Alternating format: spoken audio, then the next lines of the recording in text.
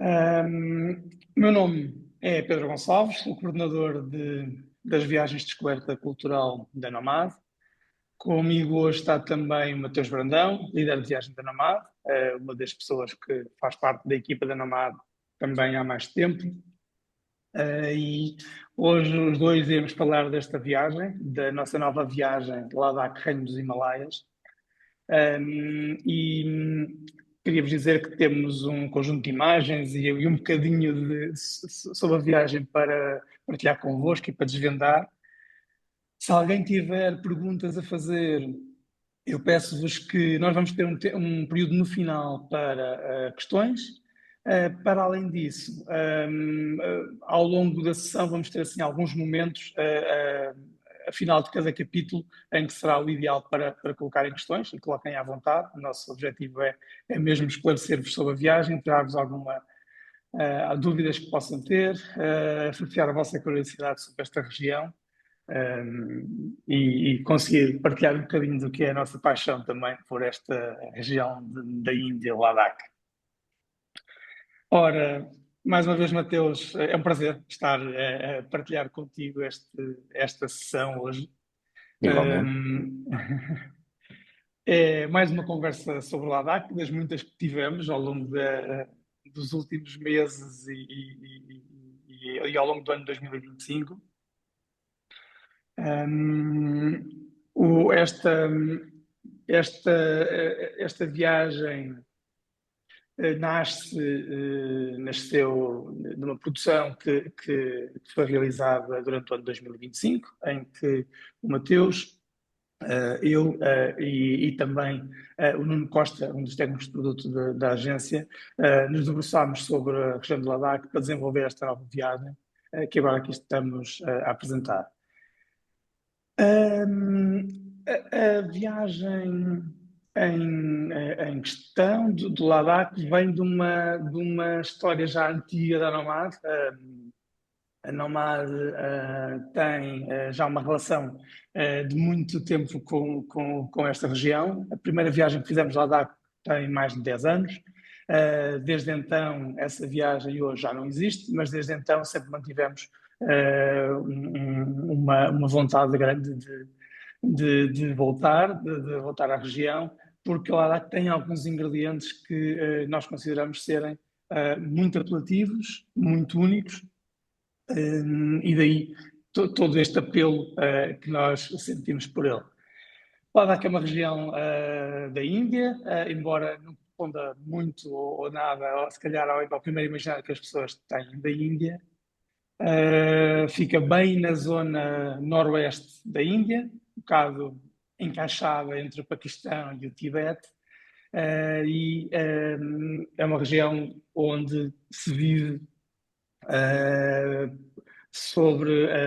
ainda de uma forma muito tradicional, com costumes muito marcados, onde o budismo tibetano tem uma presença muito, muito, muito marcada, e estes apelos fizeram-nos mais uma vez a voltar a querer estar no Ladakh. Ladakh, temos à nossa frente uma imagem emblemática de Lé, de um dos lugares.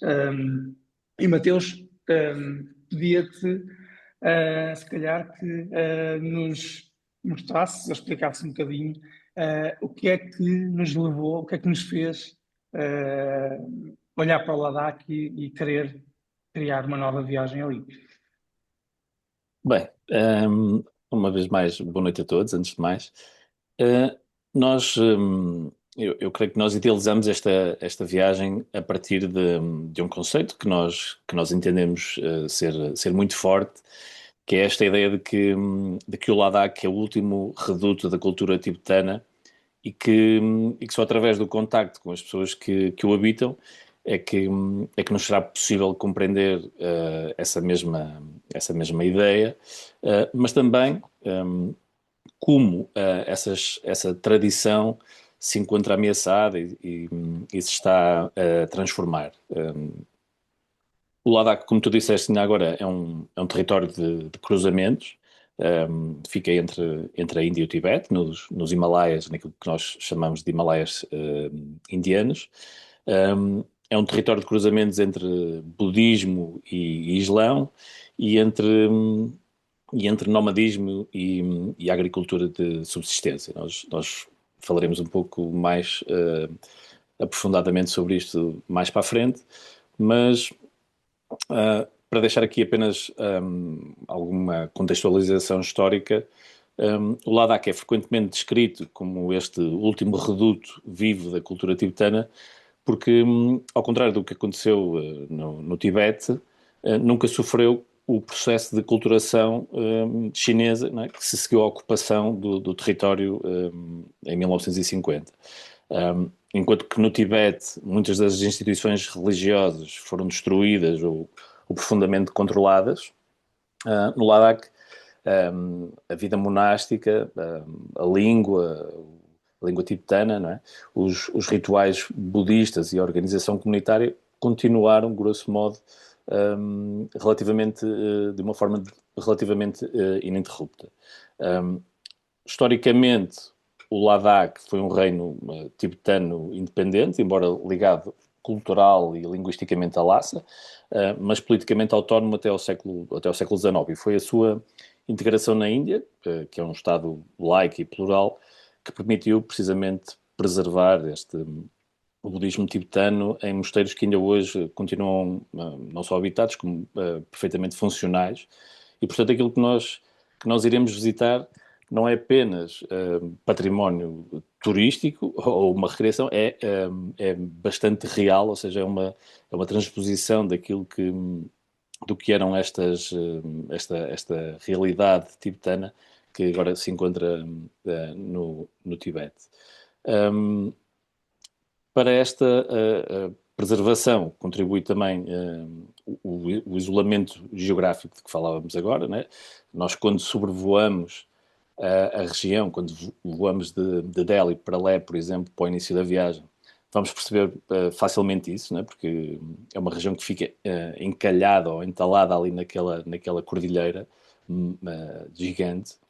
E este isolamento tem funcionado como proteção natural para estas tradições, para os rituais e para as próprias práticas agrícolas e, no fundo, para um modo de vida comunitário que é muito forte e que agora, não é, passado estes anos todos, começa, enfim, a sofrer algum desgaste com o contacto exterior. Pronto, e no fundo, é isto que faz com que Ladakh seja ainda hoje o lugar onde a cultura tibetana não é apenas memória, é uma prática diária, e isso é visível na língua falada, nos mosteiros e na forma como o território continua a organizar a vida das pessoas. Portanto, eu diria que o conceito por trás dessa viagem assentou em três grandes pilares: o território e a sua paisagem, as pessoas enquanto guardiões da cultura e da espiritualidade, e o tempo enquanto cápsula dessa tradição.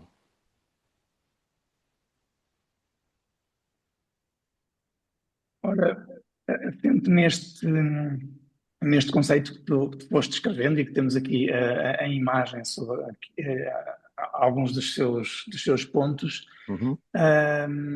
aquilo que nós também, quando fomos atrás desta ideia que o Mateus também descreveu, de conceito de viagem, e queríamos depois materializá-la no terreno, percebíamos que havia, por um lado, uma oportunidade muito grande de ter uma interação muito forte com as comunidades que habitam o Ladakh. Também com toda a comunidade budista, né, monástica budista, e o Ladakh, apesar de ser um terreno relativamente pequeno, é uma região da Índia com cerca de 60 quilómetros quadrados, portanto é mais pequeno que Portugal, para dar assim uma ideia visual, é um bocadinho mais pequeno que Portugal, mas apesar disso é uma região que tem, porque está nos Himalaias e porque está enfiada dentro das montanhas, é uma região onde deslocarmos não é assim tão fácil. Apesar disso, e com este objetivo de irmos atrás das várias dimensões que o Ladakh nos podia trazer, o Ladakh é uma região pequena, mas tendo uma identidade global muito forte, acaba por compreender também várias realidades, vários povos diferentes, paisagens muito diferentes umas das outras. Fizemos a nossa viagem assentar em quatro regiões que aqui estão mais ou menos vistas. Uma delas é Lé, portanto a capital, e o Vale do Indo, toda a região do Vale do Rio Indo, que é bastante grande, e nós até poderíamos dizer que são duas zonas diferentes, mas que se conseguem agrupar todas numa, e onde muitas outras coisas, mas onde vamos sentir muito na viagem este peso do budismo tibetano, os grandes mosteiros, a vida monástica presente, diária. Depois também esta é uma região de lagos de altitude, onde se destacam os lagos Pangong e os lagos Mauriri, são lagos sagrados, que são paisagens fascinantes, são lagos com montanhas à volta, muito pouco, com uma paisagem ainda muito intocada, e onde vamos encontrar também comunidades diferentes, comunidades nómadas. Depois, outra região claramente marcada é o Vale de Nubra.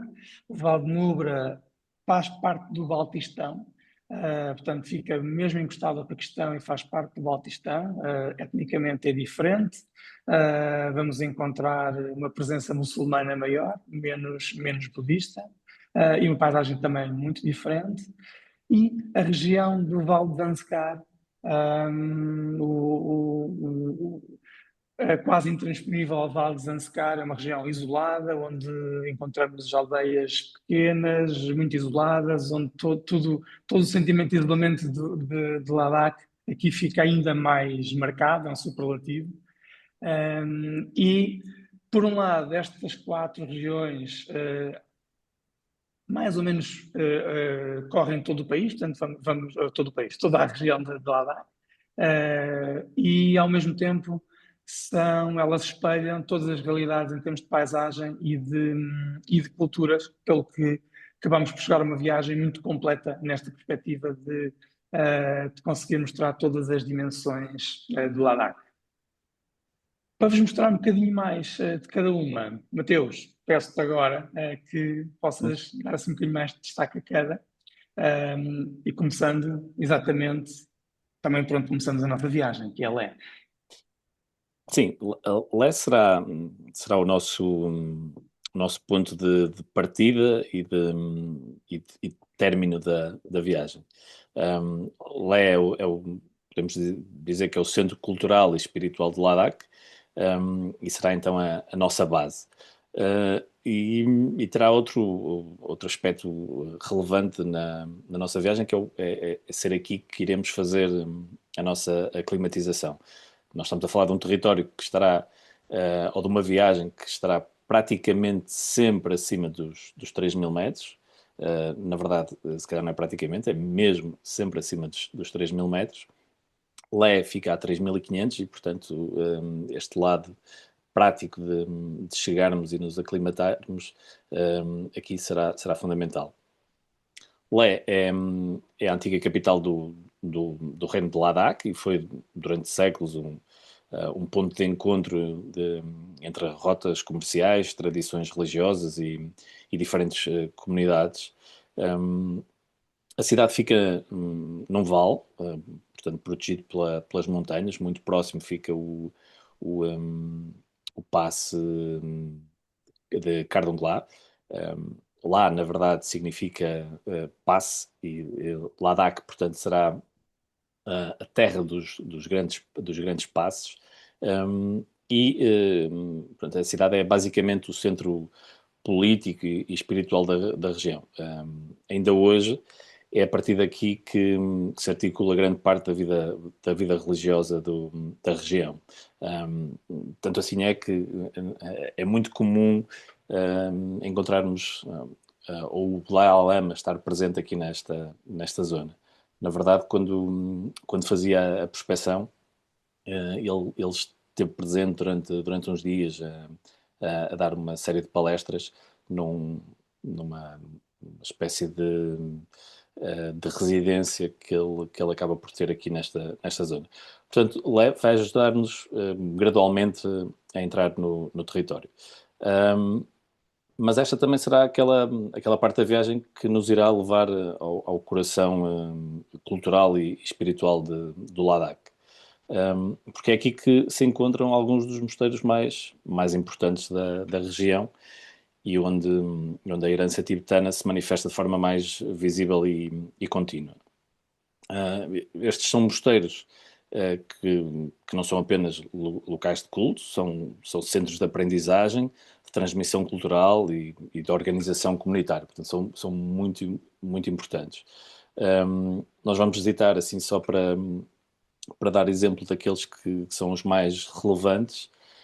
Nós iremos visitar o mosteiro de Tiksey, talvez a uma meia hora de Lé, não mais. É um mosteiro que tem uma implantação em socalcos que faz lembrar o Potal, em Lhasa. Portanto, é uma afirmação visual desta ligação profunda do Ladakh com o mundo tibetano. Visitaremos também Hemis, que é provavelmente o mais influente mosteiro da região, e continua a ser um polo espiritual muito ativo e enraizado no cotidiano das populações. E Lamayur, onde esta dimensão espiritual provavelmente atingirá uma expressão mais forte. Este é um mosteiro fundado no século XI, é um dos mais antigos e simbólicos de Ladakh, e a sua localização reforça essa ideia de isolamento e de recolhimento que sempre caracterizou a vida monástica tibetana. Estes continuam a ser lugares, como eu disse, de prática, de silêncio e de transmissão de conhecimento, com uma tradição ativa, muito viva e significativa. Portanto, eu diria que é aqui que aqui teremos a espiritualidade como um elemento muito, muito forte. Não é um elemento decorativo, é uma herança muito presente e muito integrada no território. O que nós vamos ver é que esta presença acaba por moldar a forma como as pessoas habitam, como trabalham e se relacionam com o espaço ao seu redor. Veremos muito provavelmente isso quando em contacto com um dos muitos festivais que ocorrem nestes mosteiros. Ao longo do ano, eles cada um destes mosteiros acaba por ter o seu festival, e há uma dança, se é que assim poderemos chamar, que é provavelmente o momento mais marcante destas celebrações ou destes festivais, que são as danças Cham, que basicamente consistem em movimentos simbólicos, através de música e de máscaras, de divindades que representam divindades, máscaras que representam divindades protetoras, e que representa a vitória do bem sobre o mal e a purificação do espaço e da comunidade. Portanto, mais do que um espetáculo, o chama é um ato espiritual, pedagógico, onde a dança se torna forma de ensinamento e proteção coletiva. E nós vamos ver isso muito vamos ver isso com certeza num desses festivais. Eu passaria a Mateus, diz. ia dizer, portanto, toda esta região de Leiva ao Indo vai ser muito dominada por esta parte mais monástica, com práticas muito, muito reais e muito correntes da população. E depois entramos numa zona totalmente diferente, né, que é o Val de Nubra. O Sim. que é que acontece aí? O Val da Nubra introduz-nos uma dimensão diferente, que é esta ideia de fronteira.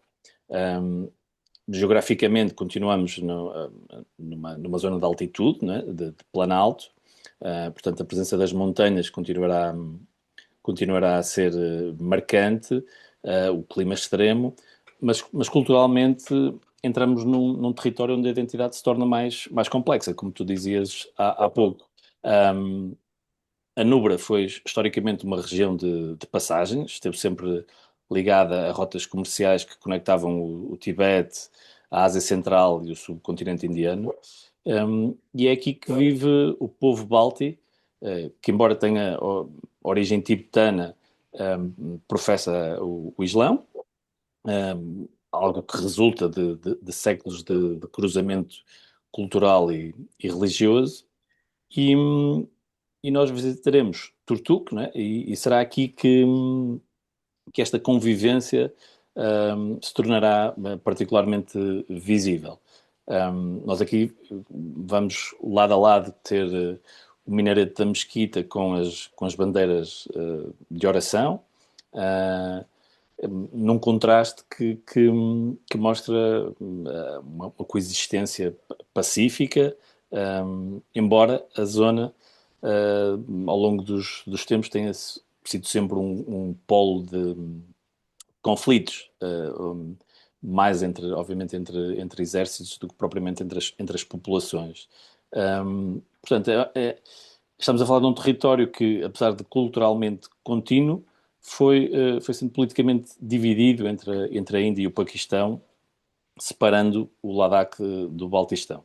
Para explicar assim muito rapidamente, esta continuidade cultural foi quebrada com o fim do domínio britânico, não é? Na Índia, em 1947, deu-se a partição da Índia nos dois Estados, o Paquistão e a Índia, o que desencadeou um conflito em torno da região de Caxemira, da qual o Ladakh e o Baltistão faziam parte, e como resultado desse conflito, o território foi dividido por uma linha de controle militar. O Ladakh permaneceu sob a administração indiana, enquanto o Baltistão passou para o Paquistão.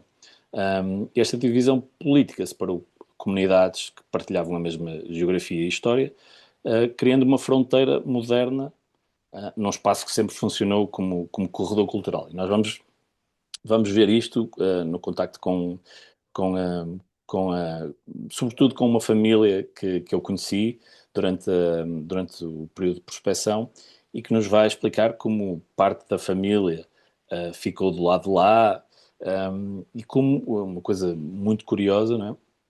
Como esta fronteira está fechada e não há contacto entre um lado e outro da fronteira, como o encontro desta família ou destes familiares se faz muitas vezes num sítio tão distante como Meca.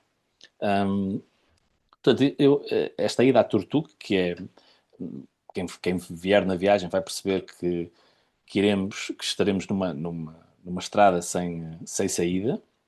Nós vamos a Turtuk e teremos de voltar, não é possível a continuidade para lá de Turtuk, mas é de facto o único sítio onde conseguimos ter esta percepção muito clara destas diferenças. Portanto, é aqui que vamos perceber que, como o Ladakh, apesar de tudo, não é uma realidade homogénea, é um lugar com múltiplas identidades. E onde a religião, a língua e os costumes revelam esta história de contacto, de adaptação e de convivência entre estas comunidades, sobretudo neste território de fronteira. Por falar em fronteira, Mateus, tu viste que, portanto, a fronteira entre a Índia e o Paquistão nesta zona está fechada, não é? Uhum. E há esta continuidade geográfica, mas politicamente não é possível passar. Uhum. Quando estamos em Turtuk, estamos a quantos quilómetros mais ou menos do Paquistão? Cerca de 20, creio. É mesmo muito perto, mesmo muito perto. E os familiares encontram-se às vezes em Meca. Exato. Sim, foi isso que me explicaram. Bastante mais Nós, longe. sim, é muito perto. Eu estou a dizer 20, mas provavelmente é menos. Porque eu recordo-me de estar no palácio do último rei do último rei báltico, que é este senhor que aparece aqui nesta imagem à direita, Que ainda é e, vivo, não é? e ainda vivo. Nós muito provavelmente teremos a oportunidade de contactar com ele, falaremos disso um bocadinho mais à frente também. Mas do palácio era possível avistar o Paquistão, portanto, por entre, por entre as montanhas, portanto, não é mesmo nada longe, é muito perto. Há uma estrada, há duas estradas, na verdade, a partir de Turtuk, sendo que uma delas termina a uns 8 quilómetros daí, portanto, a fronteira ficará algo depois disso, mas não muito mais longe, portanto, é mesmo muito perto. Pois, para além de Turtut e do Val de Nubra, temos também uma região totalmente diferente do ponto de vista de paisagem não só, acho eu, que são os lagos, os grandes lagos de altitude. Sim, os O que é lagos. que vamos encontrar nos lagos de altitude?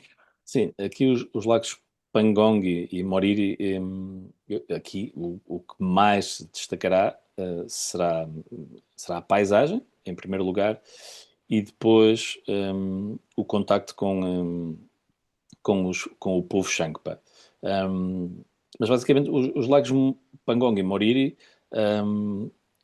representam provavelmente uma das expressões mais poderosas da paisagem do Ladakh. Ficam em altitude, como tu dizias, muitas vezes rodeados por planícies e com um background de montanha muito dramático, quase. São considerados sagrados, ocupam um lugar central na cosmologia local. O lago Pangong faz inclusive faz fronteira natural com o Tibete e, e há aqui outra, se calhar aproveito para fazer aqui um parênteses, que é, porque referi agora esta presença ou esta proximidade com o Tibete, que é a forte presença militar que se sente na região e que aqui também iremos acabar por ver, não é? Como estamos sempre em território de fronteira quase, não é? Quer seja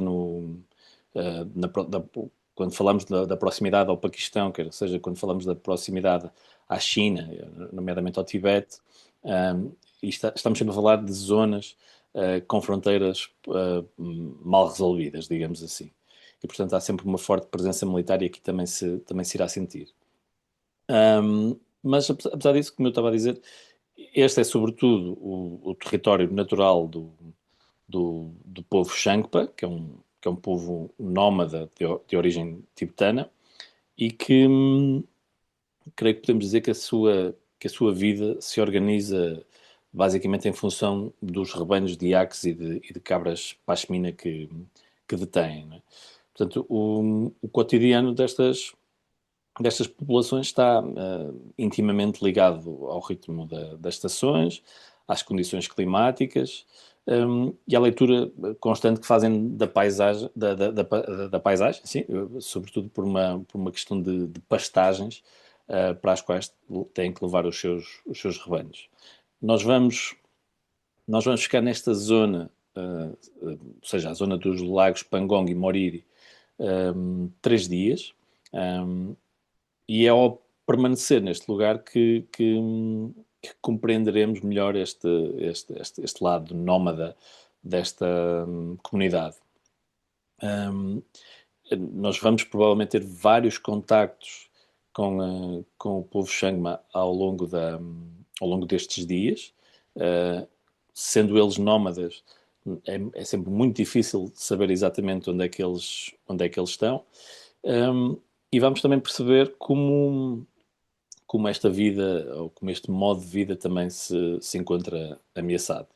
Um, Nós aqui estaremos a falar de uma presença humana muito mais discreta, não é? Haverá menos gente, mas onde estas comunidades mostram como são resilientes e como vivem num forte equilíbrio entre sobrevivência, espiritualidade. Eles são extremamente religiosos, praticam o budismo, nas suas tendas por norma, têm sempre um altar, o que me faz sempre recordar os gueres da Mongólia, e vivem em profundo contacto com a natureza.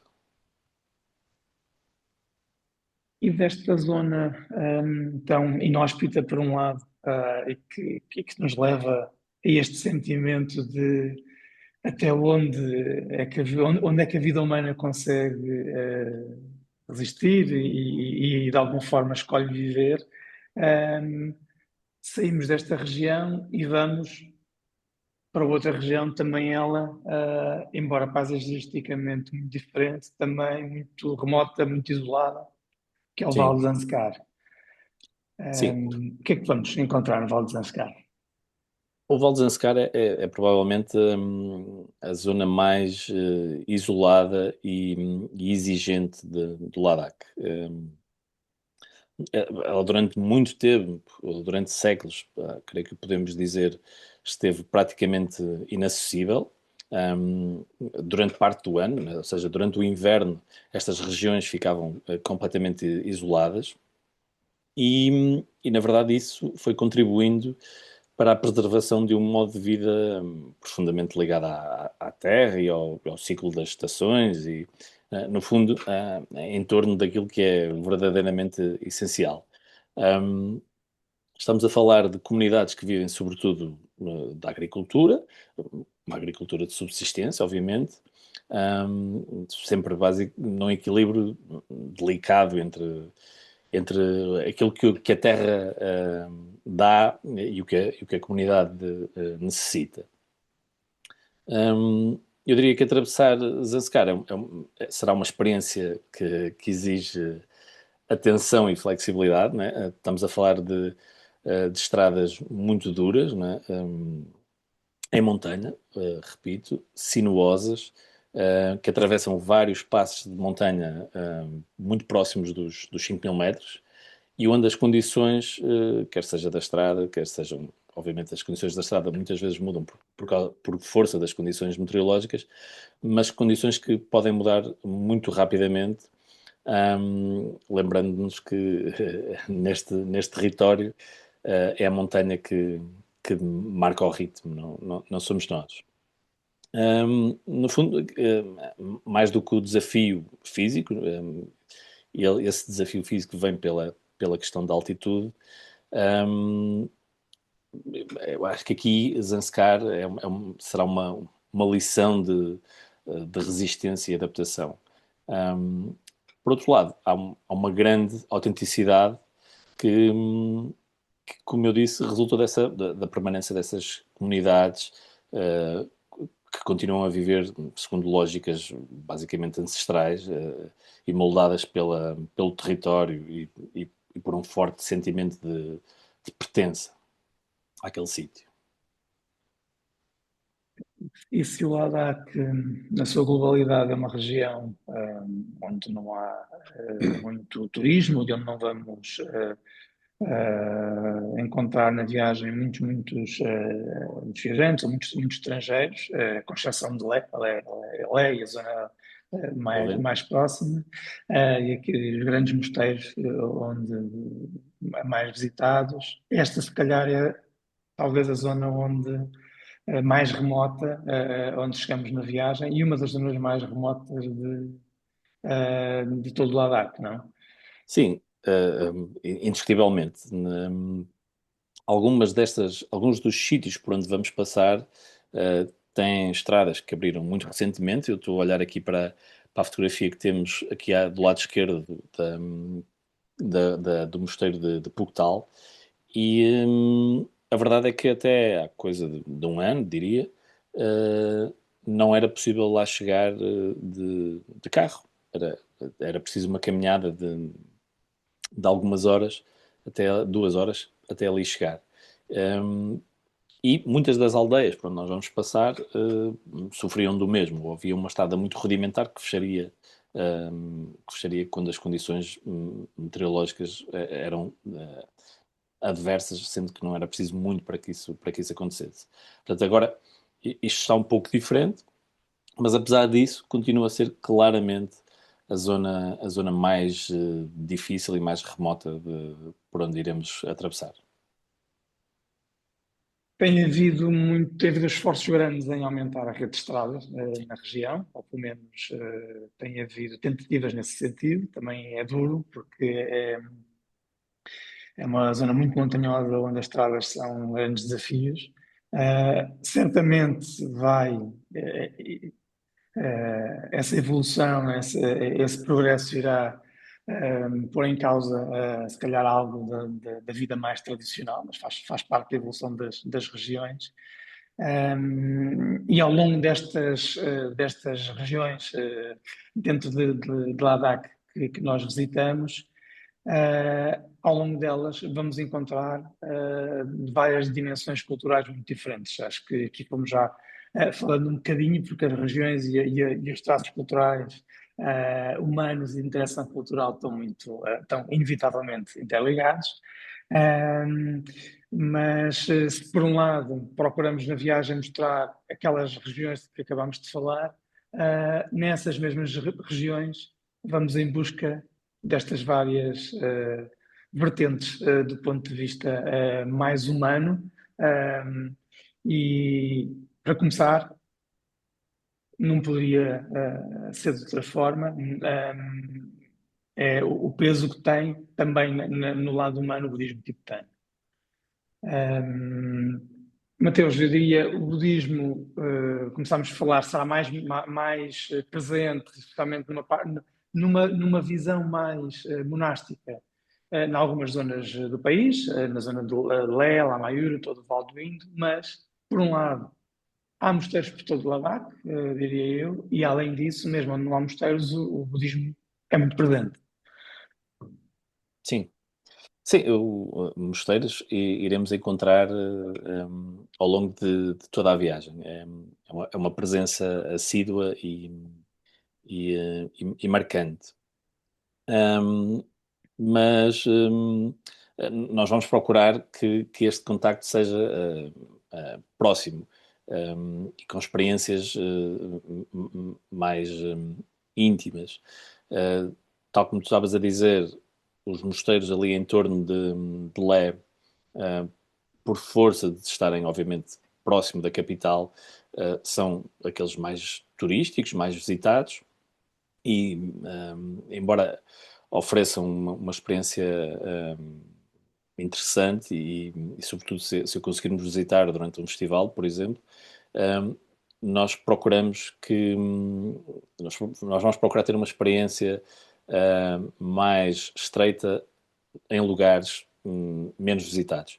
E o que eu mais destaco será claramente a noite que iremos passar no mosteiro de Ensa. Ensa fica no Vale de Nubra.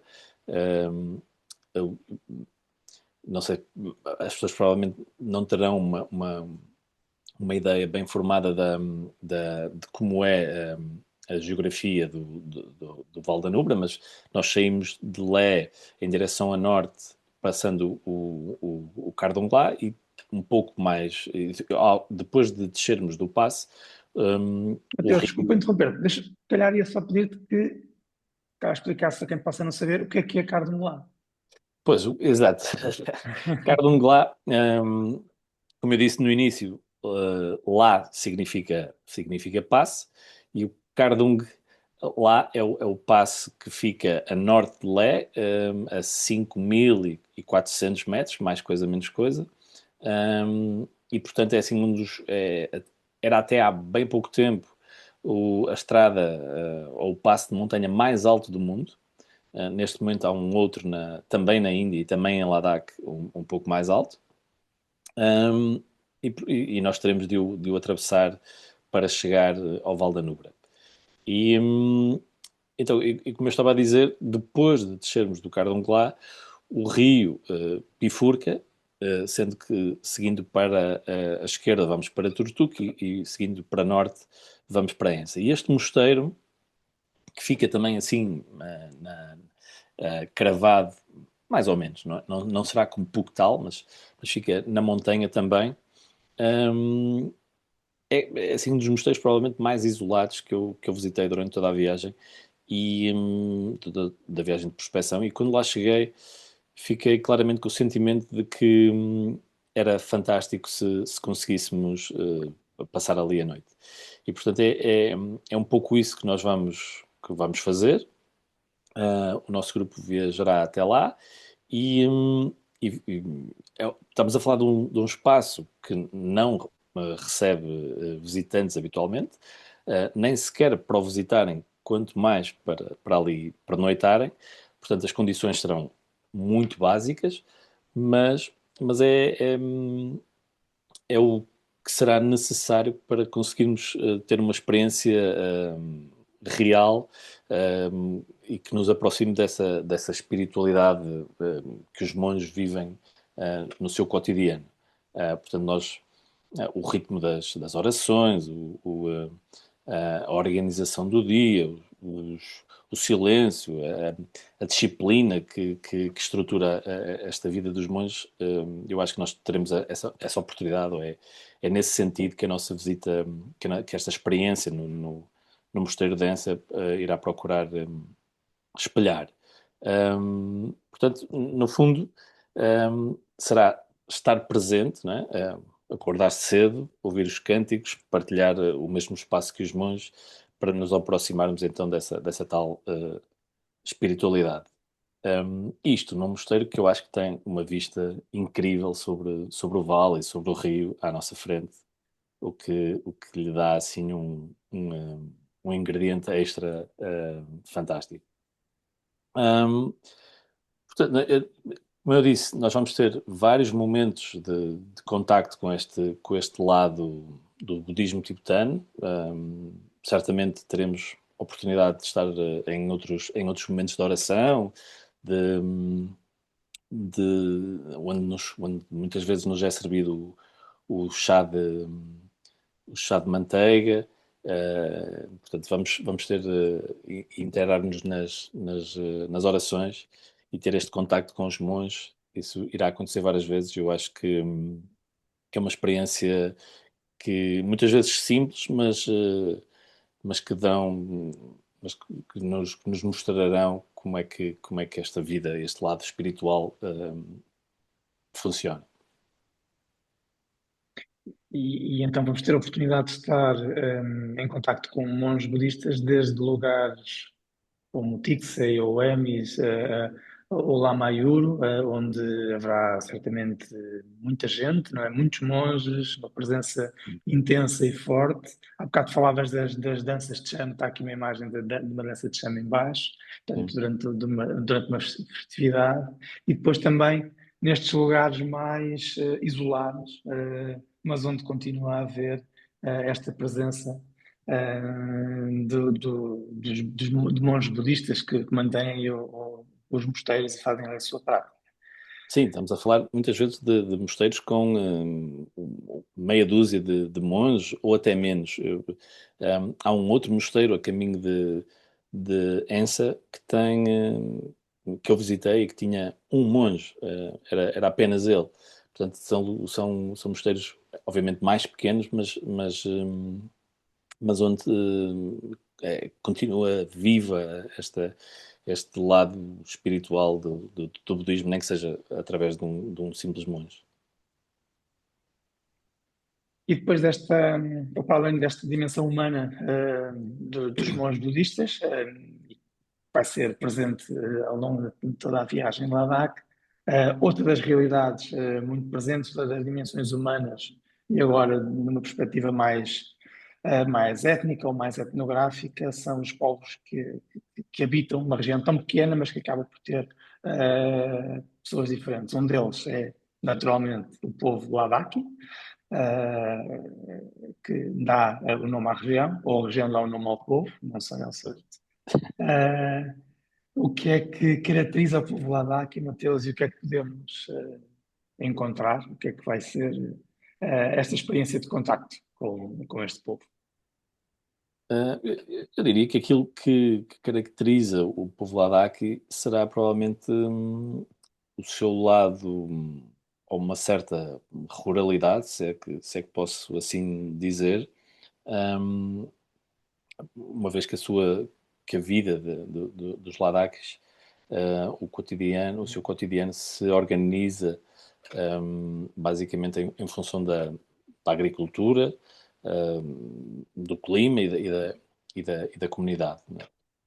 Um, eu, eu acho que para compreendermos, e será as nossas experiências mais marcantes procuram responder a isto, né? Nós vamos ter dois momentos em que visitaremos duas aldeias, ou seja, onde este lado rural está muito presente, e eu destaco dois momentos, né? Primeiro, há uma aldeia que nós vamos visitar quando estivermos a fazer o nosso percurso até ao mosteiro de Puctal, ou seja, depois de sairmos do lago Moriri, a caminho de Puctal, iremos parar numa aldeia muito pequena. É um lugar completamente afastado é um lugar de passagem, basicamente. Não recebe, por norma, qualquer tipo de forasteiro. Um, e aqui o nosso objetivo será precisamente, em função disso, experienciarmos o que é este cotidiano de uma família associado às suas lides agrícolas. A atividade agrícola, como já dissemos mais de uma vez, é muito importante aqui nesta região. O cultivo da cevada, do trigo sarraceno, sobretudo estes dois cereais é o mais importante. E aquilo que nós vamos procurar é que, quando estivermos aqui com esta família, consigamos perceber como este legado histórico e as tradições se encontram aqui ainda nesta atividade.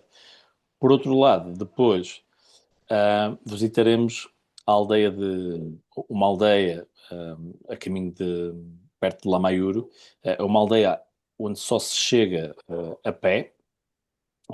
Não há acesso rodoviário. Há pouco dizíamos que há um forte investimento em infraestruturas rodoviárias, e esta aldeia é um outro desses casos. Até há coisa também de um ano ou menos.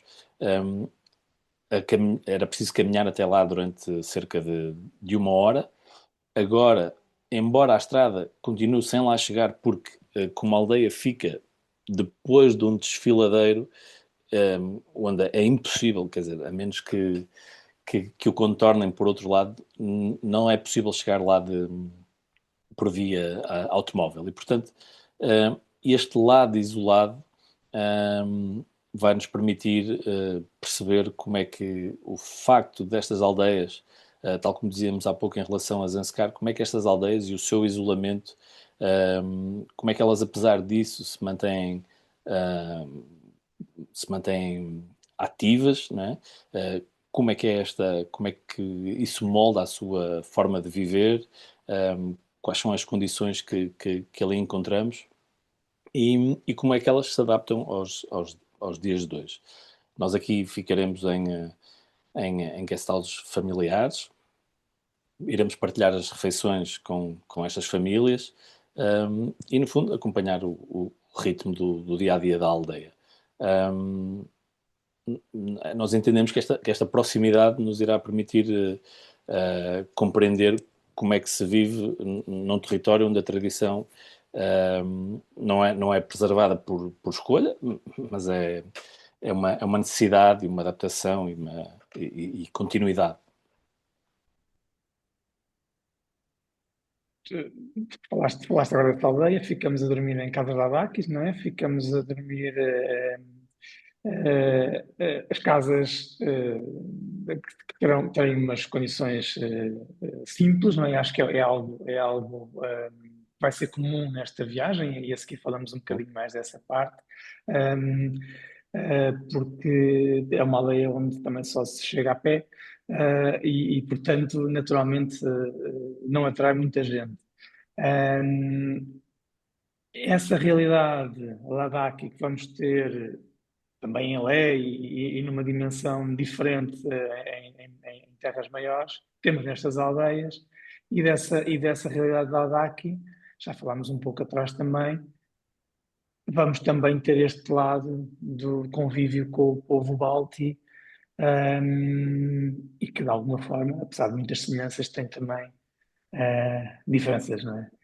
Como é que vai ser a nossa experiência de contacto com os Balti?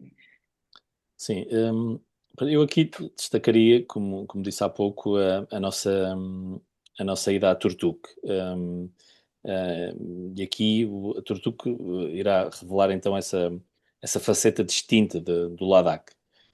Como eu disse, os Balti, embora sejam de origem tibetana, professam a religião muçulmana, e habitam esta região de fronteira, onde estas identidade, identidades culturais e religiosas coexistem há séculos.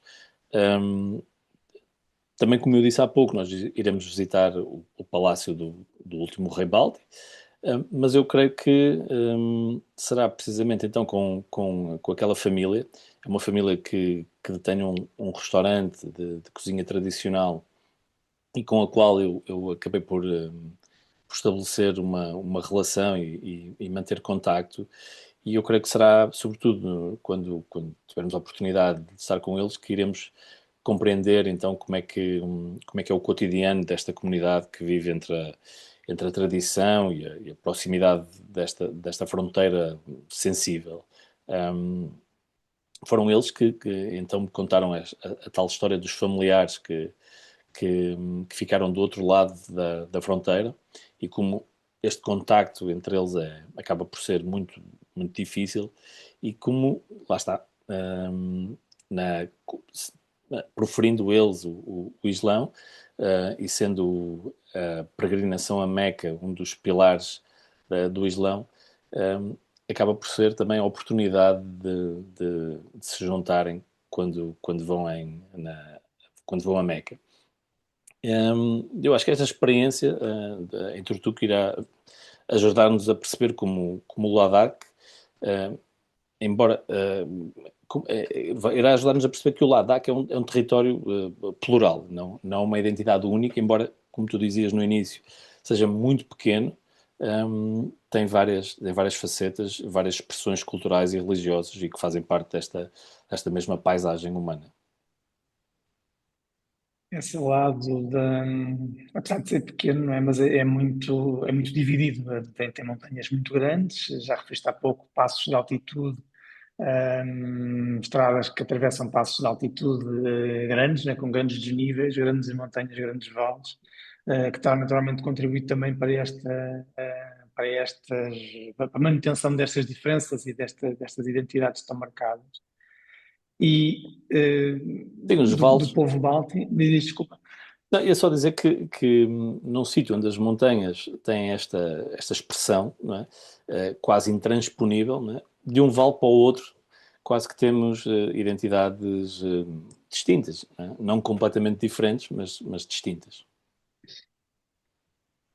E desta realidade do povo Balti, e como vemos aqui pelas imagens, que tem que se dedica muito à agricultura, e especialmente nesta zona, em Turtuk, todo o Val de Nubra, vamos atravessar, saltamos para uma realidade totalmente diferente, que como falaste há bocado, o povo de Chankma, os nómadas de Chankma. Eu pessoalmente tenho uma atração muito, muito grande pelas culturas nómadas, e é curioso ver esta realidade, e é um dos lugares, e é um dos povos que mantém um modo de vida muito, muito preservado dentro das culturas nómadas. Sendo nómadas e não sabendo muito bem onde é que eles vão andar, vamos mesmo encontrá-los na viagem, Mateus. Vamos, apesar disso vamos encontrá-los. No fundo, quer dizer, eu acho que a comunidade ainda é relativamente expressiva nesta região, como eu disse há pouco, né? Sobretudo ali no Planalto, entre os lagos Moriri e Pangong. Uh, e eu acredito também que o contacto que teremos com eles será uma das experiências mais imersivas da viagem. Um, Eles, como eu disse também há pouco, organizam o seu cotidiano em função dos rebanhos de iaques e, sobretudo, das cabras pashmina. Um, e, um, e, portanto, eles acabaremos por os encontrar nesta altura do ano em pastoreio com toda a certeza. Um, Nós iremos passar 2 dias acampados junto a um acampamento Shankpa, ou junto a uma aldeia. Sendo eles nómadas, isto é quase uma contradição, mas a verdade é que nos últimos anos o governo indiano tem implementado uma política de entrega de habitações, coisas muito, muito rudimentares. Eu quase que poderia chamar aquilo um contentor um, com 2 ou 3 compartimentos, onde de alguma forma estas famílias se vão fixando, quanto mais não seja durante o inverno. E portanto, aquilo que nós iremos procurar é montar o nosso acampamento junto a um acampamento Shankpa, até para que com isso, não é, com o facto de estarmos a acampar, nos relacionemos de uma forma ainda mais estreita com o seu modo de vida. Mas se assim não for, teremos sempre, obviamente, a possibilidade de ficar junto a uma destas aldeias que nós vemos aqui na fotografia do canto superior esquerdo e, no fundo, presenciar ainda assim o seu modo de vida e o ritmo do cotidiano, né, as tarefas do dia a dia. Eu recordo que quando lá estive em prospeção, era importante levantar cedo, por exemplo, para poder estar lá quando eles faziam a ordenha, ou pelo menos para assistir a isso. E, portanto, há um ritmo próprio para as coisas, muito associado ao, aos animais, à paisagem, aonde estão as pastagens, todo o seu modo de vida se organiza em função disso. E, e eu acho que o mais importante de destacar quando falamos do povo Shangpa é que ou este momento é provavelmente o último, sendo que eu não sei ao certo quanto tempo é que isto durará, mas é a última oportunidade de estarmos em contacto com esta forma de vida.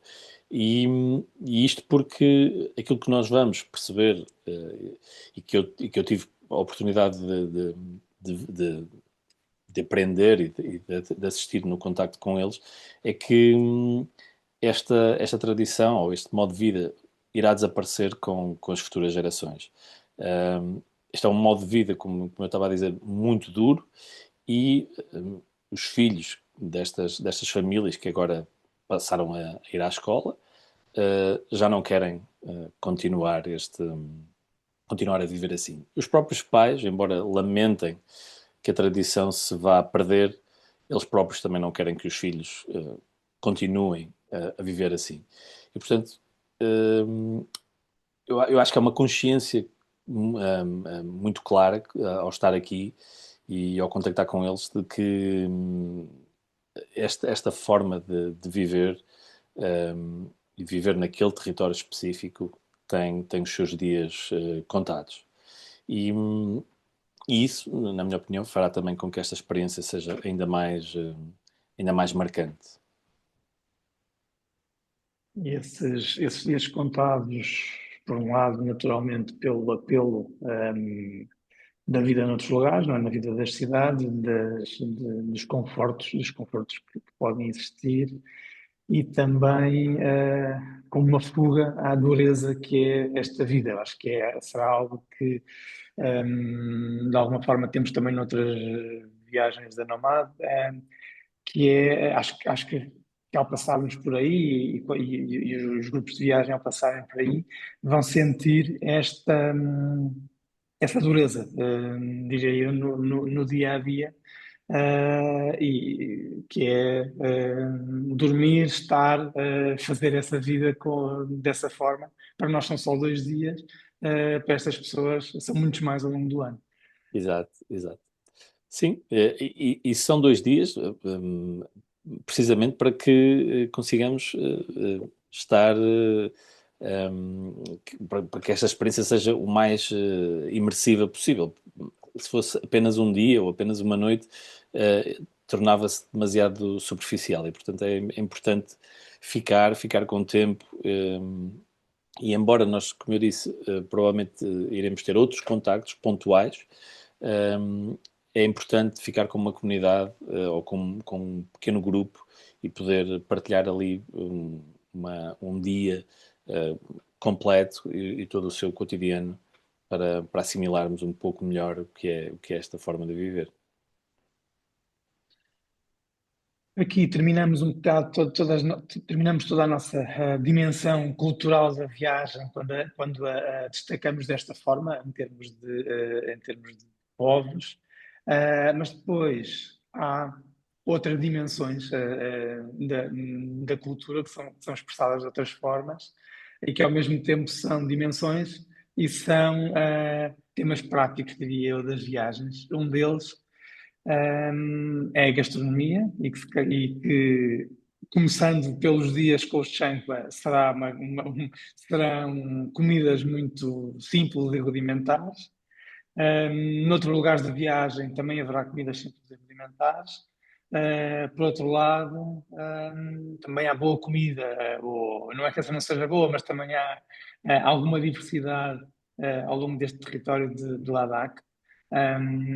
E se calhar uma coisa e aquilo que te ia pedir é um bocado que descrevesses o que é que nós vamos encontrar e como é que vai ser o dia a dia na viagem, em termos gastronómicos e alimentares.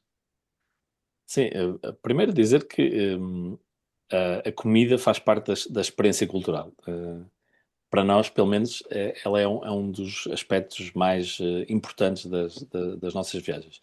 E a comida aqui no Ladakh, embora simples, como tu dizias, ela é genuína, adaptada ao clima, e muitas vezes associada à hospitalidade. Um, um dos grandes problemas é que, eventualmente, ela poder ser um pouco repetitiva, sobretudo quando estaremos fora de Lé. Em Lé haverá imensas possibilidades, mas fora de Lé será um pouco difícil, um, até porque algumas vezes teremos de recorrer sobretudo quando em dias de viagem, teremos de recorrer a alguns tascos de estrada ou assim. Um, mas, um, mas dizer também que a comida de Ladakh não é igual à comida indiana. Nós muitas vezes teremos a oportunidade, ou se formos a um restaurante com uma oferta mais vasta, aquilo que acontecerá é que provavelmente eles terão no menu pratos Ladakhi, pratos indianos e eventualmente até pratos chineses. Mas isto nas zonas mais rurais e sobretudo quando ficarmos em casas de famílias e assim, isso será mais difícil. Um, a comida assenta muito na base dos cereais, sobretudo, como eu disse há pouco, a cevada. Um, eles inclusive fazem uma espécie de papa, a que chamam tsampa, e que nós vamos ver muito provavelmente os monges a fazer uma espécie de bolas com aquilo que guardam depois da oração, muito na base dos legumes sazonais, a batata, as lentilhas, muita, muita massa, os momos, que são uma espécie de dumplings, ou então numa versão mais noodles,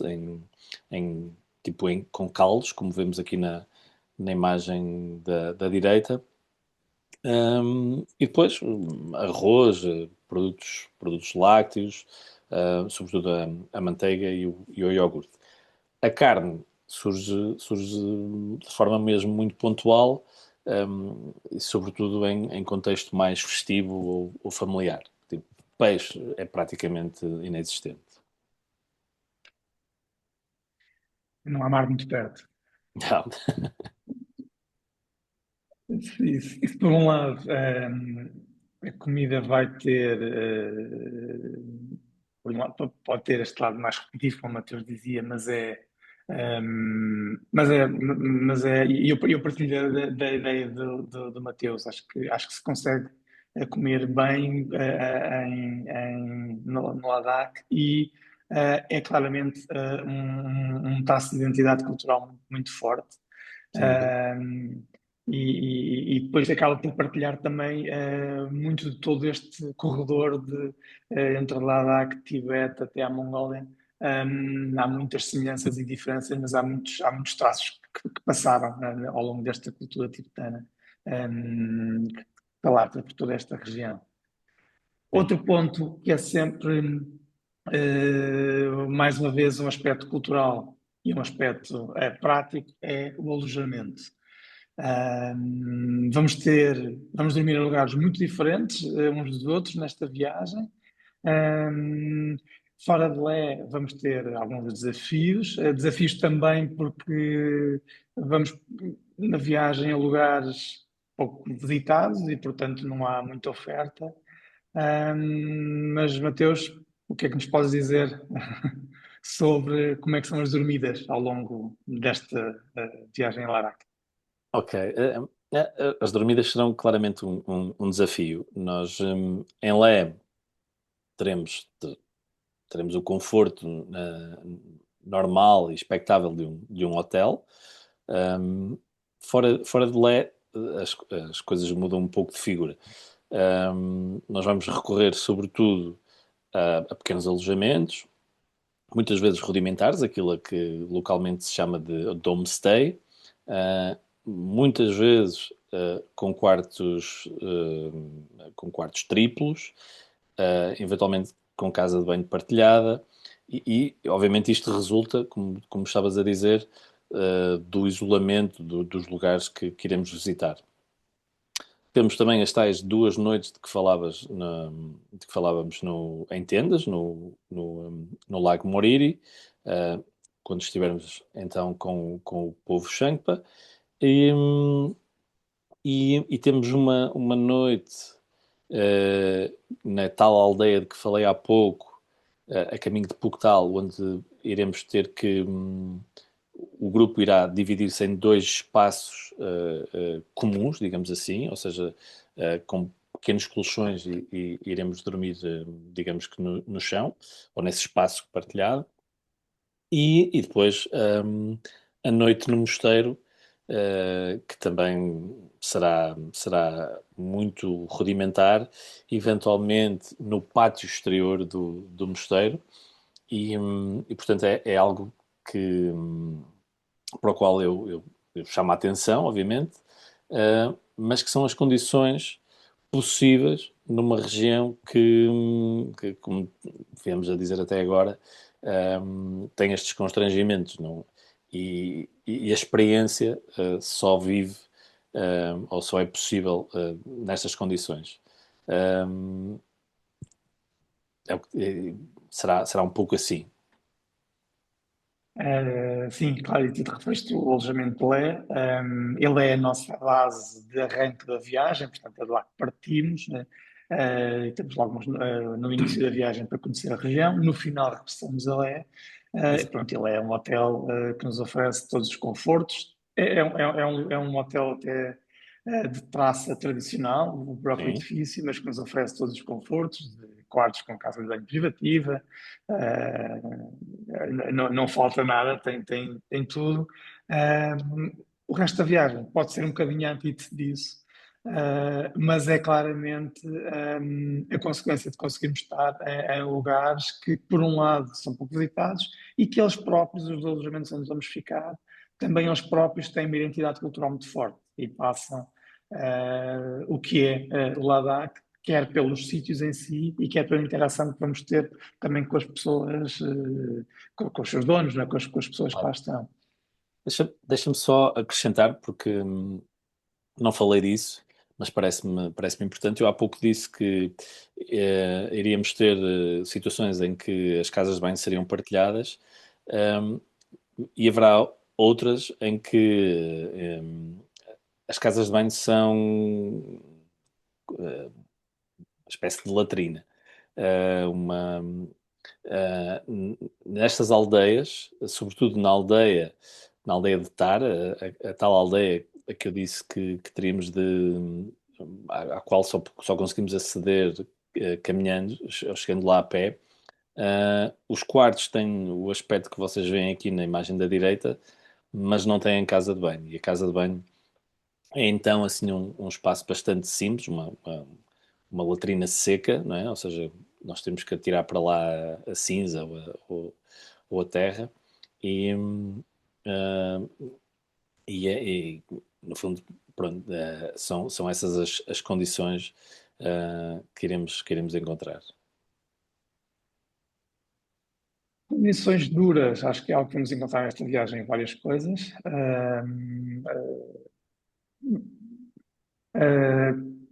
Serão a tal consequência do lugar onde vamos.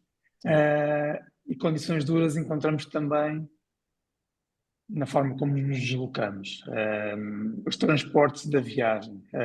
E acho que esta imagem é muito elucidativa de como nos deslocamos e por onde nos deslocamos, não é? E se calhar deixava-te a ti explicar isto com mais detalhe. sim. Sim, a imagem é bastante ilustrativa. Nós aqui nós temos muitas paisagens como esta e nós iremos deslocar-nos entre elas numa carrinha como esta, que tem capacidade para umas 14 pessoas, mais ou menos. Portanto, o grupo terá 10 elementos, comigo 11, e depois mais um representante local. Um, Ainda assim, estamos a falar de viagens por estradas de montanha, sinuosas, em condições exigentes. Muitas vezes as estradas têm a largura de uma faixa só, e com passagens, com várias passagens acima dos 5.000 metros. Alguns dias irão incluir longas etapas de travessia, ou seja, muitas horas de viagem, isto para ligar, obviamente, regiões distantes entre si.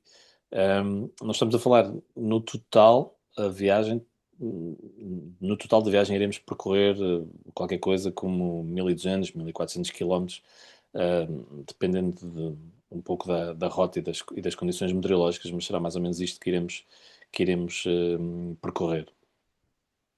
Não será tanto, aqui não será tanto pelos quilómetros, ou seja, o afastamento entre os sítios não está tanto nos quilómetros, está mais nas horas, não é? Sim, Alguns desses quilómetros sim, demoram muitas horas a percorrer, não é? Há sim, bocado eu falei das estradas e disse que estava a haver um investimento significativo da Índia na região, não é? Mas não quero passar uma imagem errada, que as estradas são más.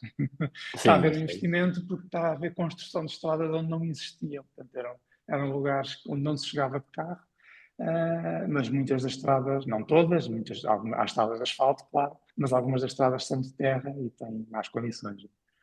sim, sim. E que sofrem imenso com as condições climatéricas. Portanto, há uma estrada que hoje está em boas condições, amanhã, se houver uma chuvada, poderá já não estar. Portanto, na maior parte dos casos, é isto que é o maior obstáculo, ou o maior desafio nas deslocações e nas estradas, é esta constante alteração das condições da própria estrada. Portanto, nesta viagem não usamos transportes públicos, usamos sempre esta carrinha. Nas locações mais à volta de Lé, poderemos ter podemos usar transportes diferentes, mas depois ao longo do grosso da viagem será esta carrinha que nos dá, por um lado, o conforto de termos uma carrinha sempre connosco, um, por estas duras estradas, mas que também nos proporcionam paisagens como esta, e como o Mateus dizia, como esta há muitas, mas são realmente deslumbrantes e muito imponentes. Acho que é aquilo que se Sem pode dúvida, sentir das paisagens de Ladakh, é sem esta dúvida. imponência do impacto das montanhas, dos grandes vales, tudo é enorme. Isto sente-se muito quando se lá está. Sim, dizer só que nós não usamos transportes públicos porque eles são praticamente inexistentes. Pois, sim, e tornava os poucos que existem para os sítios que existem, sim, tornavam as deslocações em tempos infinitos. claro. Um, um bocadinho, porque sentimos que esta viagem tem a sua dureza. Eu acho que será importante salientarmos e resumirmos de alguma forma os desafios que a viagem tem. Os desafios não são tão humanos como esta imagem poderá fazer passar, pelo contrário, acho que as pessoas são super hospitaleiras e e Muito. vão ser o ponto muito, muito caloroso da viagem, mas resumindo, e passo-te a palavra para descreveres um bocadinho, se calhar da estrada já temos aqui algumas imagens. Uhum. O que é que nos queres contar sobre os desafios da viagem?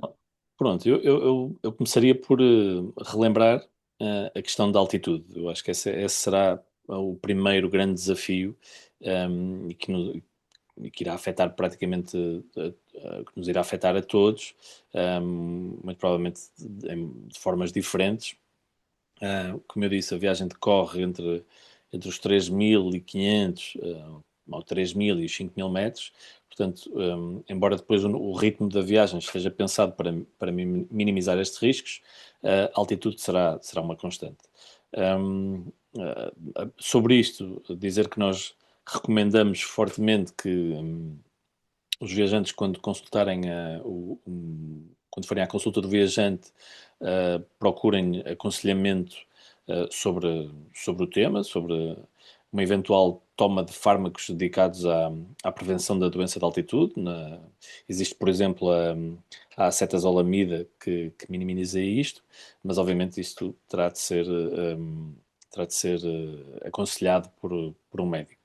No entanto, pronto, dizer apenas que estes fármacos podem ser úteis para ajudar a minimizar os impactos da altitude. Um, Depois, Isto ainda na altitude, porque estar em Ladakh é estar em altitude, ou seja, nós sim, chegamos a Lé está a 3.500 metros. Os primeiros dias do programa são dias suaves e à volta de Lé, para não termos grandes deslocações, para não subirmos sim, mais em altitude. Um, mas há de facto, especialmente para quem vive ao nível do mar, que será a maior parte dos portugueses, ou perto disso, há logo um impacto em estarem lá, que é estar em altitude. claro, sim. Pronto, de resto, já falámos um pouco das dormidas. Um, as dormidas, então, irão implicar partilha e condições simples. Resumidamente, nós teremos, então, cerca de 4 noites em casas familiares, onde as condições serão, como dissemos, muito básicas, onde muitas vezes recorreremos a quartos triplos ou a espaços comuns, portanto, isso é importante ter em conta. E depois o acampamento, que será sobretudo exigente por estarmos em altitude, expostos ao frio, eh, ficaremos em tendas durante, ou melhor, a uma altitude de 4.500 metros. Portanto, é importante ter isso em consideração. De resto, no que toca à alimentação Aí, também, ainda diz. sobre o acampamento, desculpa, ia dizer que as tendas são tendas semelhantes àquela que temos na imagem, portanto, são tendas para cada duas pessoas. E é aí que dormimos, e portanto vai ser preciso levar sacos-cama, nós vamos fornecer tendas, colchões, e depois cada pessoa levará o seu saco-cama, colchão, estou certo ou errado, desculpa. Uh, cada viajante levará o seu saco-cama e o seu colchão. E o seu colchão, desculpa, enganei-me agora. Portanto, as tendas são fornecidas pelo Nomad, cada pessoa levará o seu saco-cama e o seu colchão, assim é que é, desculpa. Uhum. Mas para além das tendas para dormir, temos também uma tenda grande, uma tenda mess, que não está aqui na imagem, mas é onde podemos estar, fazer as refeições e para nos dar também algum momento de grupo, sendo que é uma dinâmica muito que vai depender muito do momento, porque também vamos ter uma dinâmica de interação com o povo de Xangma com quem estaremos a querer partilhar este tempo. Mas temos, portanto, sobre o acampamento esta tenda MES de apoio, Uhum. que eu penso que ainda não tínhamos referido. Pronto, e de resto, hum, as estradas, como já falamos, né? E as longas horas de percursos. hum, e, e não posso deixar de destacar que é uma viagem que pode, obviamente, estar sujeita a alguma imprevisibilidade, um, mas no fundo essa imprevisibilidade advirá das condições da região e no fundo é isso que acabará por tornar a viagem também marcante e muito particular. Uma coisa que não dissemos ainda, quantos dias tem a viagem? A viagem tem 16 dias.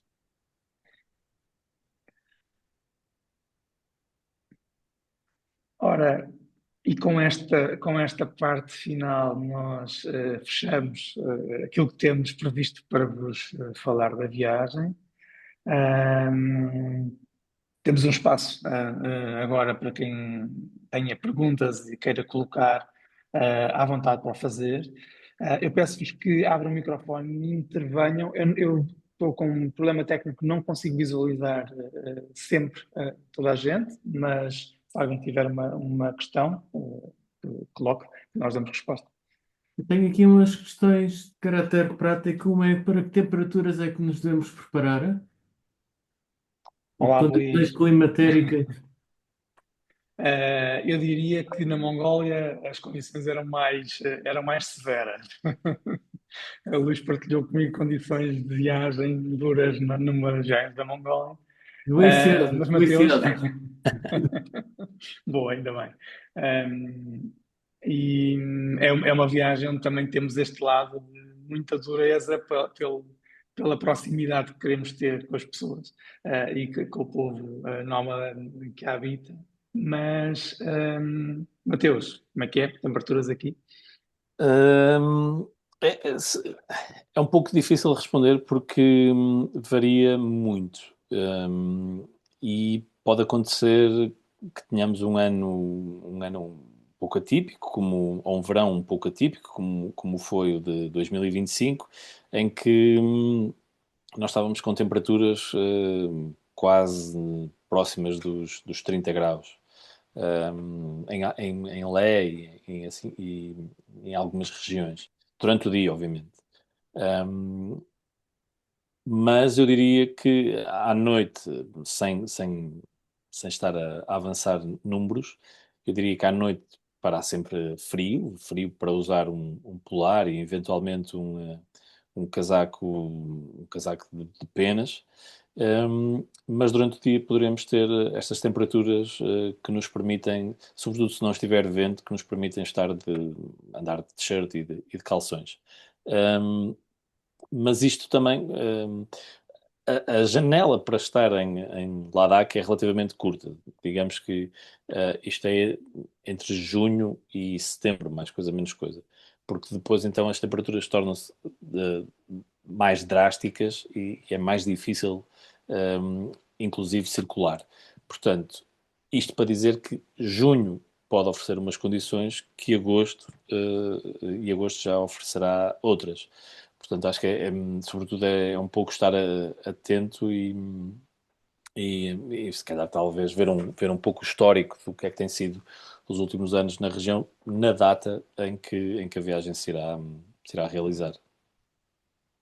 De qualquer forma, Dinheiro. nas notas, ia só complementar, desculpa. De qualquer forma, nas notas de viagem, nós depois também referimos com mais detalhe em função da data, Sim. as condições, até por causa do equipamento, como o saco de cama, e as condições a esperar à noite. Dinheiro, não é? Dinheiro condições para carregar telemóveis, rede não haverá, mas outra, designadamente para carregar baterias de máquinas fotográficas, como é que é? Sim, isso à partida, para carregar o material informático e assim, isso à partida nos alojamentos será sempre possível. Em relação ao telefone, Exceto no acampamento, não é? pois, exceto no acampamento. O acampamento não. No acampamento, não. De resto, em relação ao telemóvel, só funciona com um cartão local. E isso pode ser adquirido à chegada. E depois, a cobertura também não é propriamente a melhor, mas vai desenrascando, sim. Certo. Um, E para as transações, que dinheiro é que se utiliza? teremos, teremos de trocar dinheiro em Lé, porque depois fora de Lé é praticamente impossível encontrar um ATM ou algo, ou outra forma de trocar dinheiro. Portanto, isso será tudo feito naquele primeiro dia, à chegada. Um, iremos trocar dinheiro ou levantar dinheiro, como preferirem, e essa questão do telefone também pode ser algo a resolver nesse momento. O telefone, diria que será menos preocupante, mas o carregamento de outros equipamentos, como cargas, como as baterias de máquina fotográfica, por exemplo, já é uma Ah, coisa que me traz pois, eu estou a alguma dizer isto. curiosidade em ter a resposta.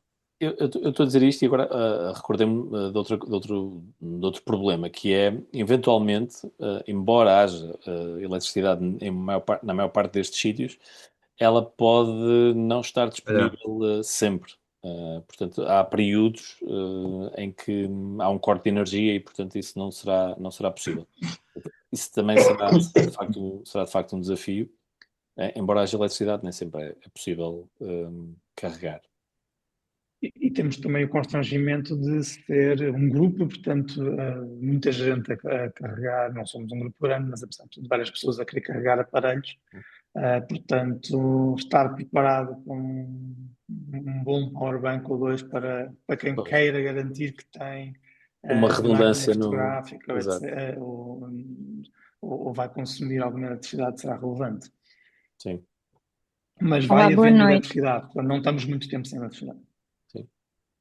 Boa noite, força. Boa noite, boa noite. Peço desculpa, mas eu vou ter que sair e eu queria só confirmar uma informação. As duas datas já estão esgotadas, não é? Então, É que neste eu confesso que momento, eu sim. ando a acompanhar há muito tempo e fiquei um bocadinho surpreendida quando vi que já estavam as duas datas esgotadas, porque pensei que a viagem só seria lançada depois da apresentação. Foi uma coisa que me Não, surpreendeu um bocadinho. não, nós fazemos estes momentos, aproveito para explicar, nós fazemos estes momentos de apresentações de viagem de forma independente delas estarem à venda um, no site e procuramos fazê-lo para alargar o esclarecimento e mostrar o que é que são as viagens, mas de facto não, a viagem já está à venda há algum tempo.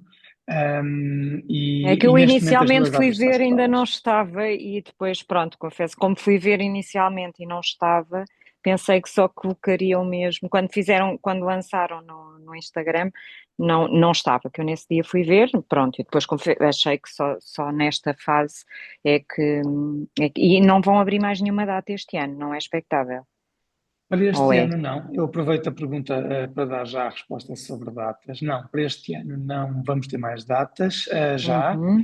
O que eu aconselho, de qualquer maneira, a quem tenha interesse de poder ter a oportunidade este ano é, nós no site temos um lugar onde podem deixar o vosso nome, caso haja alguma desistência.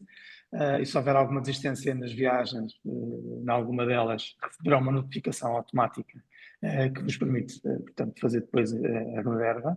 Esta é uma notificação automática, portanto, sai para todos os interessados. Uhum. Não é uma coisa que nós controlemos, mas pronto, mas será a única oportunidade para este ano de 2026. Ok. Voltaremos a ter a viagem de 2027 e vamos ter novas datas que serão lançadas para o período do verão, mas só de 2027. E mais ou menos em que data é que prevêem lançar as datas para 2027? Consegue-me adiantar? Não. Não temos ainda ao certo, mas nos próximos meses vamos lançar as datas de 2027. Mas aconselho a fazer mais ou menos a mesma Eu já coisa. fiz. Não, eu Pronto. já fiz, eu Então, já fiz. assim que as datas estejam lançadas, estando inscrita no site, na notificação de datas, assim que as datas sejam lançadas, Todas as pessoas que se inscreverem vão receber um e-mail. Está bem, está bem. Muito obrigada.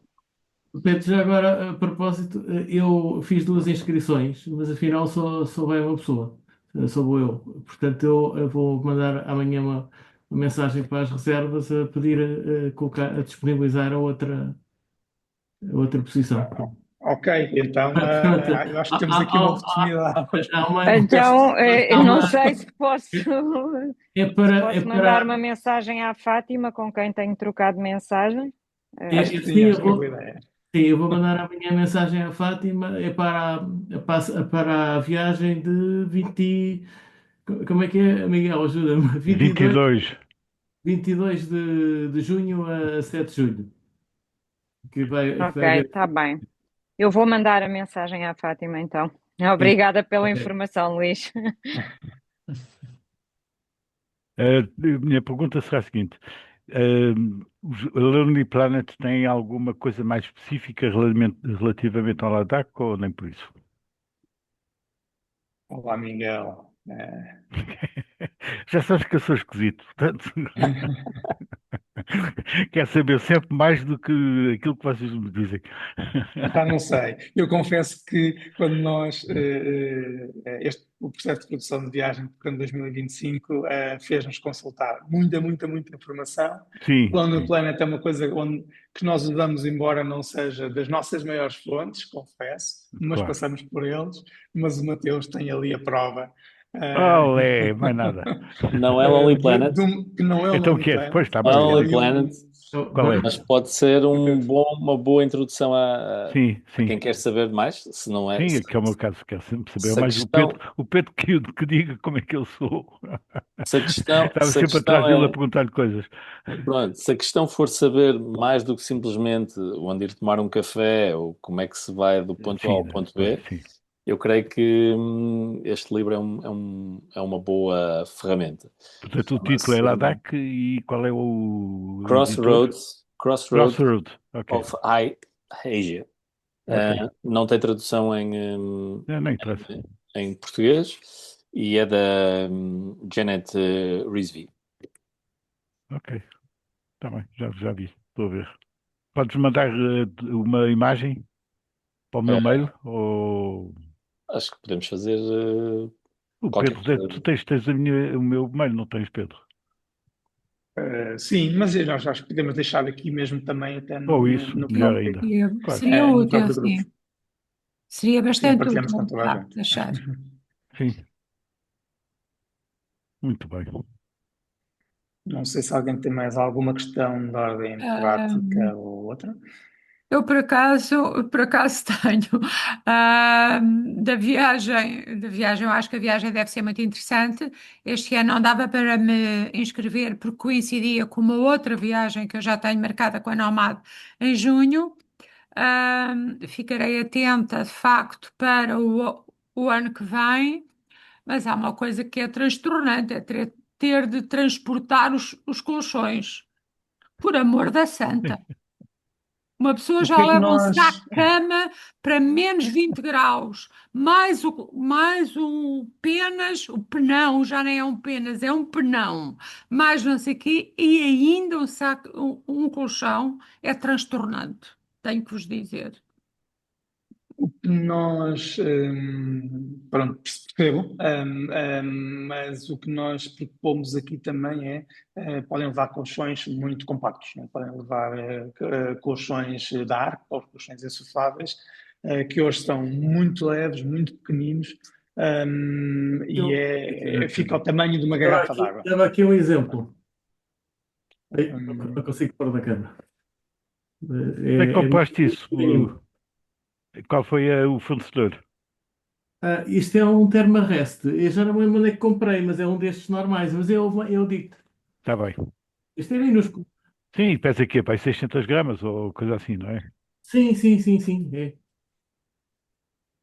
São muito leves, são muito compactos, É isso. e isolam muito bem, porque esta é uma das questões que Pois, é. muito Poderíamos importante. ter colchões locais em alguns destes aqui, mas que iam ser colchões muito piores, espuma, etc. Mas a diferença é que assim isolam muito bem. que é um fator fundamental para não passarem frio durante a noite, porque um bom saco de cama adequado para a temperatura, se por baixo dele não tiver um colchão que isole bem, vai ser insuficiente. E vamos estar a culpar o saco de cama por não estar a funcionar bem, quando na realidade é ali Eu, o ponto de isolamento que está a sim. falhar. Portanto, é realmente importante ter um bom colchão para a viagem. Para lá Desculpa, agora fiz a mesma pergunta, que é, e é possível comprar ou alugar localmente, ou porque aí, como está junto, como faz parte da Índia, talvez a coisa seja um bocado diferente. Mateus, não sei responder aqui. Eu também não sei se sei dar a resposta a isso. Eu Está não bem, procurei, não sim, claro, tive está bem, necessidade de o fazer e, portanto, não sei. ok. Mas a região é muito procurada pelo Pois, trekking também. Portanto, há várias lojas em Lé, especializadas em equipamento de montanha, onde não sei se alugar será possível, mas imagino que sim, mas comprar com certeza. sim, Não ok. sei se este tipo de produto mais específico, não é? Sim, mais Hum, sofisticado. se estará sempre disponível, não é? Pois, o problema também sai esse. Ainda por cima, não é numa época que não é época alta, não é?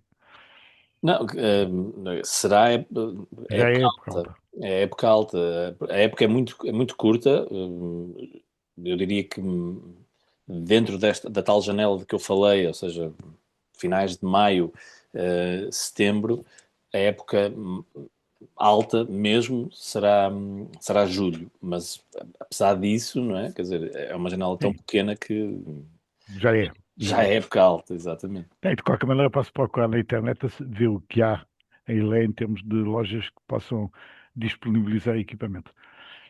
Que é sempre essa hipótese, não quero tirar tudo para cima da Nomad. Já tenho que Não, chegue, mas nós, já tenho nós damos sarna que chego para se esse apoio coçar. também. Nós damos esse apoio desculpa. também. Agora, de qualquer forma, como o Mateus Desculpa. dizia, estar preparado de cá é uma boa ideia, porque Sim, sim, podemos ser sim. confrontados com não conseguir encontrar algumas coisas lá. Eu vi nas notas, desculpa, Um, nas notas de viagem a temperatura recomendada do Sacama é 5 graus de conforto, certo? Ou não me recordo, estou certo, Mateus? É provável.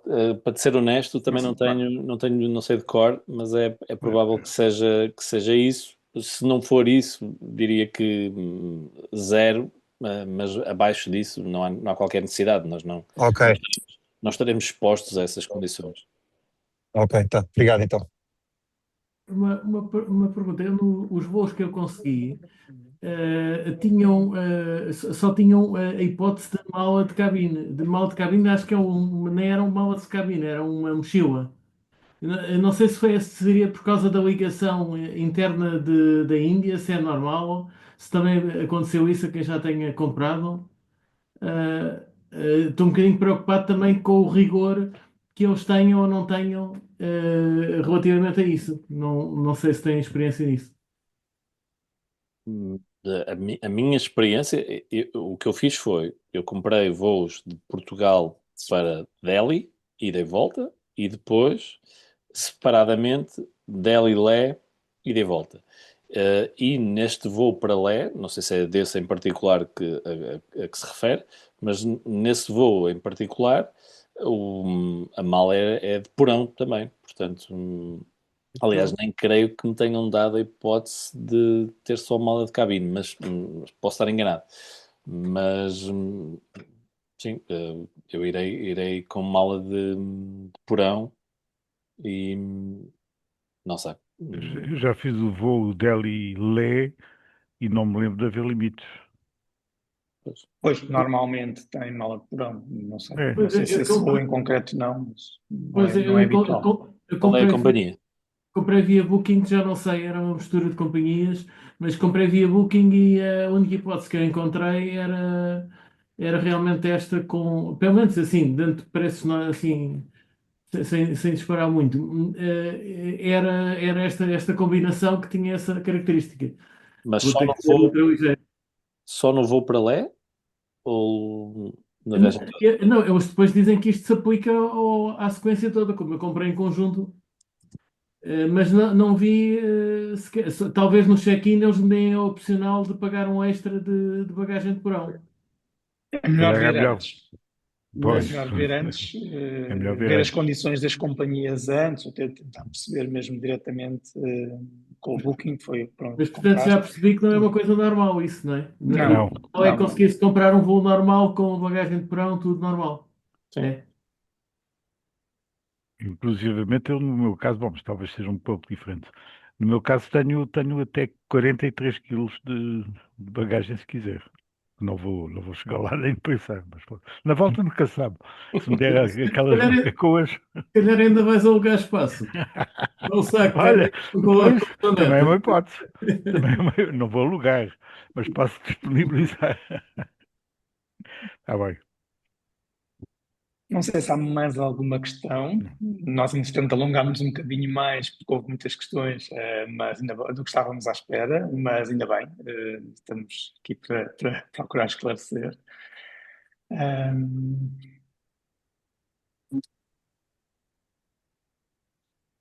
Se ninguém tiver mais questões, eu diria que para quem está inscrito na viagem, esperemos que a viagem vá ao encontro das vossas expectativas e esperemos que a sessão de hoje tenha aberto um bocadinho mais, aguçado um bocadinho mais a curiosidade que já estava. Para quem esteja a considerar a viagem, como eu dizia, iremos ter datas para 2027 lançadas nos próximos meses. E para quem não esteja a considerar a viagem, mas queira visitar o Ladakh, esperemos que esta apresentação também tenha ajudado e vos tenha mostrado um bocadinho do que é a região. Penso que o Mateus partilhará comigo que é um dos lugares, é um dos lares muito, muito marcantes no mundo. Nós temos uma relação com o Ladakh desde há muito, porque desde há muitos anos que fizemos as primeiras viagens na Nomad para o Ladakh, o que nos trouxe também muita ligação a lugares, ligação a pessoas locais e que naturalmente nos transferimos para esta viagem que agora construímos. Mateus, não sei se tens algo mais a dizer, a querer partilhar. Não, só agradecer a quem esteve presente e já percebi que me vou encontrar com alguns de vocês em Lé e, portanto, se não for antes, até lá. E sim, e tal como tu disseste, espero que a viagem vá ao encontro das expectativas de quem se inscreveu e eu acredito sinceramente que sim. Obrigada. Ok. Obrigado. Boa Obrigada. noite. Boa noite. Boa Muito noite obrigado e a obrigado. todos. Boa noite a Boa todos. noite.